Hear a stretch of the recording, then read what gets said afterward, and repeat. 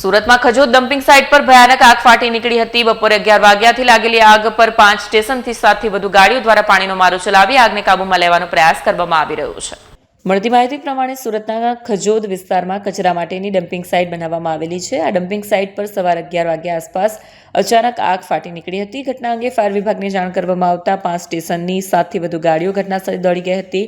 ખુલ્લી જગ્યામાં કચરો હોવાથી પવનના કારણે આખું પર કાબુ મેળવવા ફાયર વિભાગને ભારે જહેમત કરવી પડી. વિભાગ દ્વારા વધુ કચરો આગની ઝપેટમાં ન આવે તે માટે દૂર કરીને કામગીરી કરવામાં આવી રહી છે. સુરતના ખજોદ ડમ્પિંગ સાઇટ પર લાગેલી ભયાનક આગના મુદ્દે સુરત મહાનગરપાલિકાના વિપક્ષ નેતા પાયલ સાકરિયાએ ગંભીર આક્ષેપો કર્યા છે.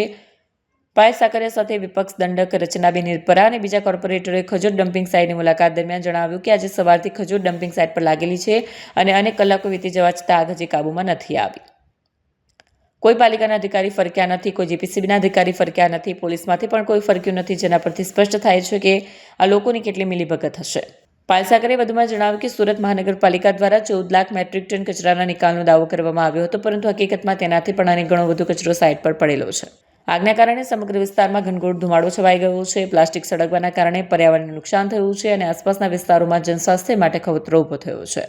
આગ કઈ રીતે લાગી, આ મામલે આમ આદમી પાર્ટી તરફથી સ્પષ્ટ માંગણી કરવામાં આવી છે કે કચરાના નિકાલના કોન્ટ્રાક્ટર સામે તાત્કાલિક કાર્યવાહી કરી બ્લેકલિસ્ટ કરવામાં આવે અને તપાસ સમિતિ ઉપર પણ એક સ્વતંત્ર તપાસ સમિતિ રચી સમગ્ર કચરા કૌભાંડની ઊંડાણપૂર્વક તપાસ કરવામાં આવે.